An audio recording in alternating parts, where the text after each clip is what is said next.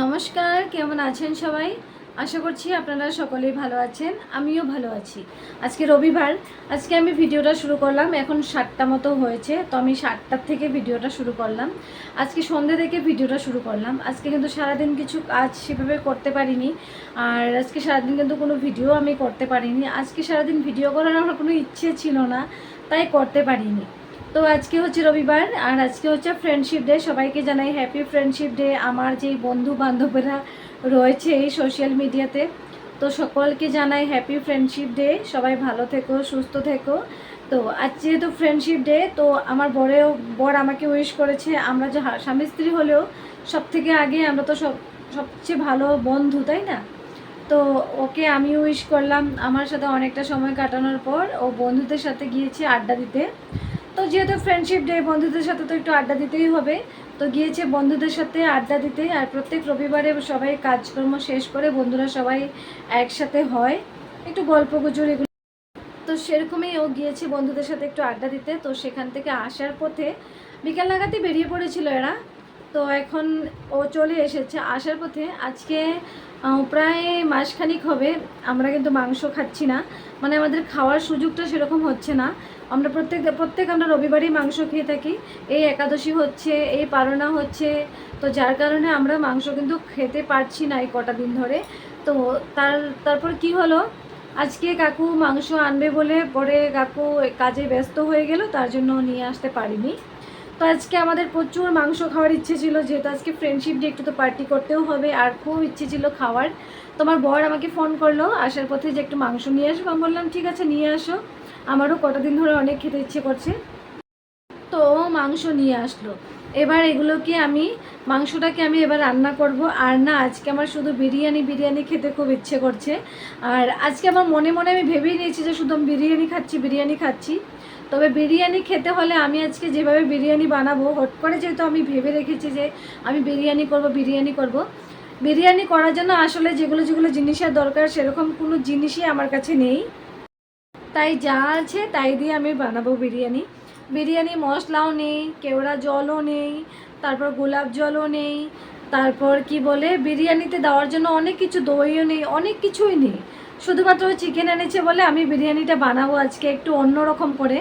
নাম হবে শুধুমাত্র বিরিয়ানি, কিন্তু বিরিয়ানির কোনো ফ্লেভারই এর মধ্যে থাকবে না। তো এটাই আজকে করব। তাহলে চলুন যাই, গিয়ে ঝটপট করে, রাত আবার না হলে অনেকটা লেট হয়ে যাবে। আমার মাংস বানাবো, সাথে আমার আজকে বিরিয়ানি খাবার খুব ইচ্ছে হয়েছে, বিরিয়ানি খাবো। তার আগে পিওর দুধ দিয়ে চা বানিয়ে দুজন মিলে প্রথমে বসে 2 কাপ চা খেয়ে নেব। ও এসেছে বাইরে থেকে, তো ওকে চা দিলাম। চা খাইনি আজকে যেহেতু সন্ধেবেলা, তো ওর জন্য 1 কাপ চা, আমার জন্য 1 কাপ চা, দুজনের জন্য 2 কাপ চা নিয়ে আসলাম। চাটা খাবো দুজন মিলে বসে। চা খেয়ে তারপর আমি যাব রান্নাঘরে।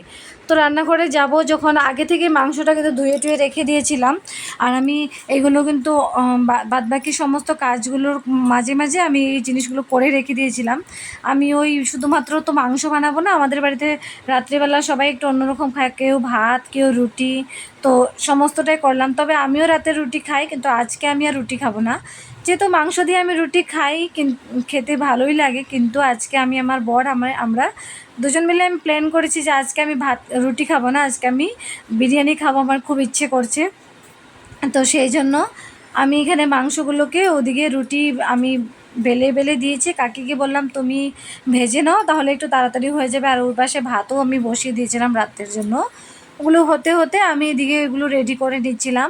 মাংসর যে মশলাগুলো ওগুলো করে নিয়েছিলাম, পেঁয়াজ আদা রসুন এগুলো। আর একটু মাংস তো, বেশি মশলাপাতি সেরকম দরকার হবে না, আর একটু মাংস বানাতেও সময় লাগবে না, 20 মিনিট তো লাগবেই।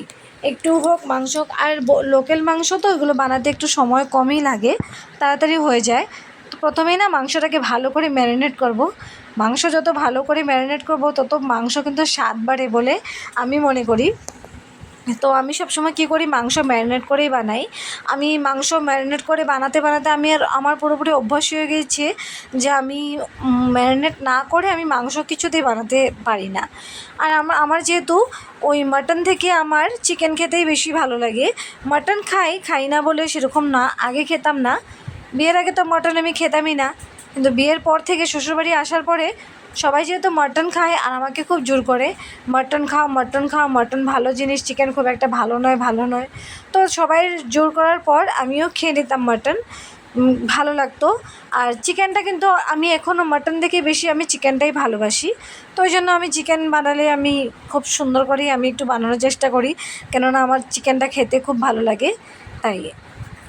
আর আমরা কিন্তু কোনো বোনই, আমরা 4 বোন, তার মধ্যে দিয়ে আমরা কেউই, আমার মা বলো বাবা বলো, আমরা কেউই কিন্তু মাটন খেতে ভালোবাসি না। শ্বশুরবাড়িতে আসার পর দেখি সবাই শুধু মাটন খেতে ভালোবাসে। তো ওদের দেখা দেখি আমিও শিখে গিয়েছি মাটন খাওয়া। মানে একই বাড়িতে আমার জন্য প্রথম আলাদা করে মাংস আসতো, মাটন আসতো, সাথে চিকেনও আসতো। তারপর একদিন বললাম আমি, ঠিক আছে আমার জন্য চিকেন আনতে হবে না, মাটনই খাবো, খেয়ে না হয় দেখবো কেমন লাগে। তো ওই যে একদিন মাটন আনার পর যে খেয়েছিলাম সবার সাথে, ওই যে খেয়েছিলাম ভালো লেগেছিল। তো সেই থেকে কিন্তু আর দুজনের জন্য আলাদা করে মাংস আসে না, মাটন আসলে মাটন, চিকেন আসলে চিকেন, কেননা আমি দুটোই খাই, চিকেন যেহেতু একটু বেশি ভালোবাসি। তো ভালো করে মাংসটাকে কষানোর পর আলুগুলোকে প্রথমে আমি ভেজে নিয়েছিলাম, আর একটু মাংস হিসেবে আলু একটু বেশি করে দিয়েছি, আর আলুগুলোর সাইজ কিন্তু অনেকটা বড় রেখেছি, কারণ আমি আলুগুলো এই মাংস থেকে আলু দুটো আমি বিরিয়ানিতে দিয়ে দেবো। তো তার জন্য আলুগুলোকে আগেই ভেজে রেখে দিয়েছিলাম। আর এবার মাংসটাকে আমি কষানোর জন্য একটু ঢেকে ঢেকে করতে হবে আমাকে, যেন মাংসটা সুন্দর করে সেদ্ধও হয়ে যায় আর যেন কষানোও হয়ে যায়। তো ওই জন্য আমাকে একটু ঢেকে ঢেকে মাংসটাকে কষাতে হবে। মশলাটা দেওয়ার পর মশলাটা না একটু শুকনো শুকনো হয়ে গিয়েছিল, তাই একটু জল দিয়ে দিয়েছিলাম, জল দিয়ে ঢাকা দিয়ে মাংসটাকে সেদ্ধ করে ভালো করে কষিয়ে নিয়েছিলাম। আর ভালো করে কষানোর পর তারপর তো ওদিকে আমার বিরিয়ানির প্রসেস চলবে, যে বিরিয়ানি করার জন্য কী কী করতে হবে আমার সিম্পল প্রসেসে। যারা খুব সহজে বাড়িতে বানিয়ে বিরিয়ানি খেতে পারো, সেটা তাহলে তোমরা আমার এই পদ্ধতিটা ব্যবহার করতে পারো। তো সেটাই আর কি। মাংসটা যখন অনেকক্ষণ সেদ্ধ হয়ে আসলো না, তারপরে আমি কিন্তু আলুগুলো দিয়েছি। আর এদিকে বর তাড়া দিচ্ছে, তাড়াতাড়ি করো, রাত্র তো অনেক হয়ে যাবে।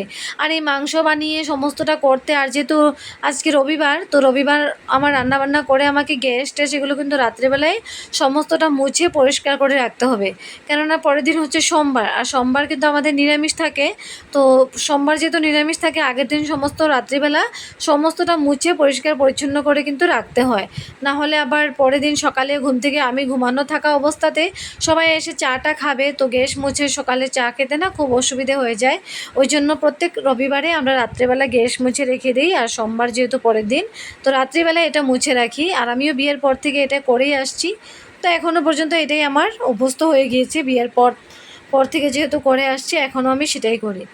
তো এই যে আমি জল দিয়ে মাংস কষানোর পর বেশ খানিকখানি মাংস কষিয়ে আমি ঝোল দিয়ে দিলাম, সাথে একটু গরম মশলাও দিয়ে দিয়েছি। এবার মাংস আমার প্রায় হয়ে গিয়েছে, নামিয়ে নেব। মাংসের কালারটাও কিন্তু দুর্দান্ত কালার এসেছে, একটু কাশ্মীরি লঙ্কাও দিয়েছি। আর আমার বর আমাকে বারবার করে বলেছিল, টমেটো তো বাড়িতে নেই, টমেটো শেষ হয়ে গিয়েছে, তুমি একটু টমেটো কেচাপ দিয়ে দেবে। আর ওই যে টমেটো কেচাপটা আমি দেবো বলেছিলাম, কিন্তু মাংসটা যখন হয়ে এসেছে প্রায় নামিয়ে নিয়েছি, তখন আমার মনে পড়লো আমাকে তো বলেছিল টমেটোর কেচাপ দেওয়ার জন্য, আমি তো টমেটোর কেচাপ দিলাম না, আমি নামিয়ে নিলাম সেরকমই।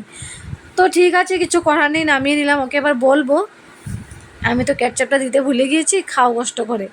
তো এবারে আমি বিরিয়ানিটা করবো, আর বিরিয়ানিটা কিন্তু একটু আমি অন্যরকম করেই করবো। প্রথমে পেঁয়াজগুলোকে ওই যা বলে বিরিয়ানি করার জন্য পেঁয়াজগুলোকে প্রথমে বেরিস্তা করে নেই, তো আমিও প্রথমে পেঁয়াজগুলোকে বেরিস্তাই করে নেব। ওই ভালো মতো মুচমুচে করে পেঁয়াজগুলোকে ভাজবো, আর একটু বেশি করে পেঁয়াজগুলো আমি কুচি কুচি করে কেটে নিয়েছি। আমাদের দুজনের আন্দাজে আমি বিরিয়ানিটা করব, আমার জন্য আর বরের জন্য। আমার বরের খেতে ভালো নাও লাগতে পারে, ও যেহেতু একটু বিরিয়ানি ভাব না হওয়া পর্যন্ত ওর কিছুতেই মন ভরবে না, যদি আমি একে বিরিয়ানি বলে চালিয়ে দিই ওর ভালো লাগবে না। তো পেঁয়াজগুলোকে বেরিস্তা করার পর ওই তেলের মধ্যে আগে থেকে রেডি করে রেখেছিলাম তেজপাতা দুটো, তারপর এলাচি আমি একটু গুঁড়ো করে দিয়েছি, আর গোটা গরম মশলা, তারপর লবঙ্গ দিয়ে তারপর তেলের মধ্যে ফোড়ন হিসেবে দিয়ে দিলাম। তারপরে একটু হলুদ দিয়েছি, আবার না একটু পেঁয়াজ, একটু আদা আমি কুচিয়ে রেখেছি, কুচানো আদা পেঁয়াজ ওগুলো দিয়ে দেবো, আর সামান্য একটু নুন দিয়ে দেবো। ভাতে আবার বেশি নুন দিলে তখন আবার ব্যাপারটা একটু কেমন হয়ে যাবে, তেতো ভাব হয়ে যাবে, তো খাওয়া যাবে না, তাই একটু করে দিলাম, যদি হয় পরে দিয়ে দেবো, যদি খুব দরকার হয় পরে দিয়ে দেবো। ভালো করে মশলাগুলো কষানোর পর একটু ভাত আগে থেকে গামলার মধ্যে আমি তুলে রেখেছিলাম, যে একটু ঠান্ডা হয়ে আসুক, তারপর দিয়ে দেবো কড়াইতে। ওই যে সমস্ত মশলাগুলো দেওয়ার পর ওর মধ্যেই ভাত দিয়ে দিলাম, দেওয়ার পর পেঁয়াজগুলোকে যে বেরেস্তা করে রেখেছিলাম সেই বেরেস্তা করা পেঁয়াজগুলো দিয়ে দিলাম। দিয়ে দেওয়ার পর এর মধ্যে যে চিকেনটা বানিয়ে রেখেছি, 2 পিস চিকেন আর 2 টুকরো আলু, দুজনের জন্য 1 পিস চিকেন আর 1 পিস আলু। আবার ভাবছিলাম যদি বয়েল ডিম হতো তাহলে আরও ভালো লাগতো, বয়েল ডিমটাকেও দিয়ে দিতাম, ছুলে টুলে খোসা ছাড়িয়ে দিয়ে দিতাম, এরকম ভাবছিলাম। তো দিয়ে দিলাম 2 টুকরো আলু, একটু বড় বড় করে কেটেছিলাম তো আলু, আর 2 পিস মাংস দিয়ে দিলাম একটু বড় সাইজের, দিয়ে এটাকে খুব নাড়াচাড়া করব। আবার এর মধ্যে না একটু লেবু চিপে দেবো, লেবুর যে রসটা একটু টক টক ভাব লাগবে, ভালো লাগবে, এর জন্য একটু লেবু চিপে দিয়ে দেবো। আর মাংসতে লেবু দিতে আমি ভুলে গিয়েছিলাম, লেবু দেওয়ার খুব ইচ্ছে ছিল, ওই যে দিয়ে দিলাম লেবু চিপে। আর লেবু চিপে দেওয়ার পর একটু নাড়াচাড়া করে গরম মশলা দেবো, খানিকটা গরম মশলা দেবো, আর হালকা একটু চিনি দেবো স্বাদের জন্য। অ্যাকচুয়ালি বিরিয়ানিতে চিনি দেয় কিনা না দেয় সেটা আমি খুব একটা জানি না, তবে আমি এর মধ্যে দিয়ে দেবো। দিয়ে ওই যে নাড়াচাড়া করবো, করে নামিয়ে নেব, ব্যাস আমার বিরিয়ানি এখানেই সমাপ্ত। এবার খেয়ে দেখবো কেমন হয়েছে। এবারে একটু চিনি দেব, হালকা গরম মশলা দিয়ে দেবো প্রথমে, দিয়ে হালকা একটু চিনি দেব, হালকা একটু দিলাম, দিয়ে নামিয়ে নেব। তারপর আমি আমার বরকে বলবো খেয়ে দেখো কেমন হয়েছে।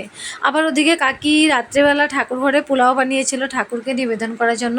তো বর আসার মাত্র শুনেছে যেহেতু কাকি পোলাও বানিয়েছি, কাকিকে আবার গিয়ে বলে আসলো তুমি পোলাও বানিয়েছো, পোলাও আমাকে দেবে। তো কাকি বললো ঠিক আছে, পোলাও বানিয়েছি তোর জন্য আমি রেখেছি। কাকি আবার ওকে পোলাও দিয়ে পাঠালো। তো সব মিলিয়ে পোলাও তারপর বিরিয়ানি দিয়ে আজকে আমাদের জমজমাটি খাবার দাবার। ফ্রেন্ডশিপ ডেতে আজকে আমাদের খাবার দাবারে রয়েছে বিরিয়ানি আর সাথে চিকেন। ওই যে একটা গামলার মধ্যে তুলে নিয়েছিলাম, সেখান থেকে আমার প্লেটে একটু নিলাম, আবার ওকে এখনও পর্যন্ত দেইনি, ওর জন্য রেখে দিয়েছি। ওকে প্রথমে দিয়েছি পোলাওটা, ও যেহেতু অনেক আশা করে কাকিকে বলে এসেছে পোলাও খাবে, ও পোলাও দিয়েই খাচ্ছে। এবার ও সুন্দর খাচ্ছে, কিন্তু ও খুব টেস্টি মাংস খাচ্ছে, ওর বেশ ভালোই লাগছিলো। আর ওকে জিজ্ঞেস করেছিলাম মাংসটা কেমন হয়েছে, ও বললো মাংসটা বেশ ভালোই হয়েছে, দারুণ হয়েছে। এবারে আমি খাবো, ও যেহেতু বিরিয়ানিটা এখনও পর্যন্ত হাত দেয়নি, ও পোলাওটা শেষ করে তারপর বিরিয়ানিটা খাবে। আর আজকে আমরা ঘরের ভিতর বসে কিন্তু সমস্ত খাওয়া দাওয়াটা করছি সবাই, আমরা দুজনে একসাথে মিলে। তো এবারে আমি একটু খাবো, খেয়ে দেখবো কেমন হয়েছে। খেয়ে তো আমার বেশ দুর্দান্ত লেগেছে, যদিও এটা পুরোপুরি বিরিয়ানি নয়, তবে বিরিয়ানির মতোই খুব ভালো হয়েছে। তো তাহলে চলুন আজকে ফ্রেন্ডশিপ ডের খাওয়া দাওয়াগুলো আমরা করে নিই এখানেই, ফ্রেন্ডশিপ ডের খাওয়া দাওয়া আমাদের এখানেই সমাপ্ত করি। তাহলে চলুন আজকের জন্য এখানেই ভিডিওটা সমাপ্ত করি, দেখা হচ্ছে পরের একটা ব্লগে। সবাই ভালো থাকবেন, সুস্থ